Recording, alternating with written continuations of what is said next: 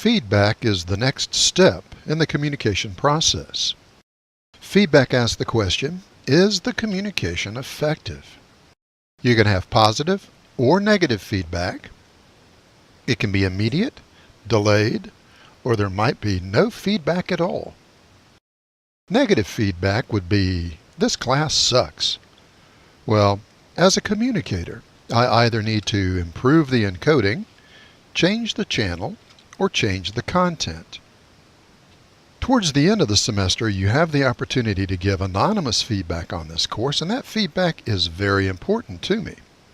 Every semester that I teach, I change the course a little bit based on comments I've received from the students.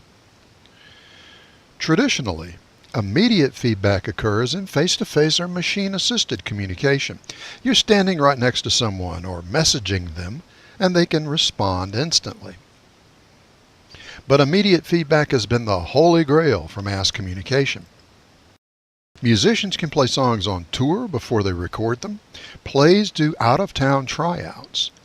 Television producers can screen pilot episodes, and movie executives can do sneak previews to improve their content before mass distribution. But this delayed feedback comes late in the creation process. It can be difficult or expensive to incorporate in the final product. Social media, however, can give instant feedback on content once it's released to the public. And this instant feedback has been both a blessing and a curse.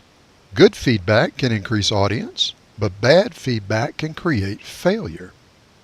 And since it's instant, media professionals can't bury, spin, or otherwise manipulate the feedback messages.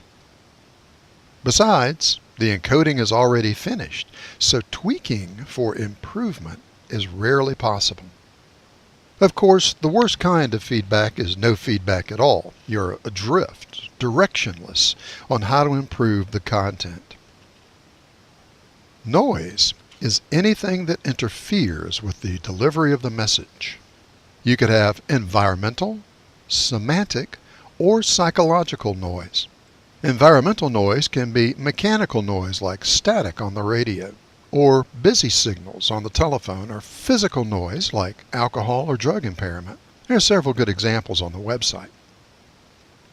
Semantic noise can be errors in decoding caused by using unfamiliar language, slang, or jargon. One of the complaints of rock and roll in the 50s and 60s was that parents couldn't understand what the singers were saying. People make the same complaint now about contemporary music, especially rap and R&B. And again, we've got some good examples on the web. Psychological noise may be the most subtle of all, since we can't always see it at work. And because of its stealth nature, psychological noise can also be the most powerful noise. There are three types of psychological noise. Selective exposure. Selective exposure means that we expose ourselves to information that reinforces what we believe. We associate with people who think like us. We read things that reinforce what we've read previously. And we deliberately reject exposing ourselves to new ideas that counter our beliefs. Selective perception. Selective perception means we see, hear, and believe what we want to see, hear, and believe. Even if we're exposed to ideas that run against what we think, they might not register on our consciousness. Good examples of this are public service announcements.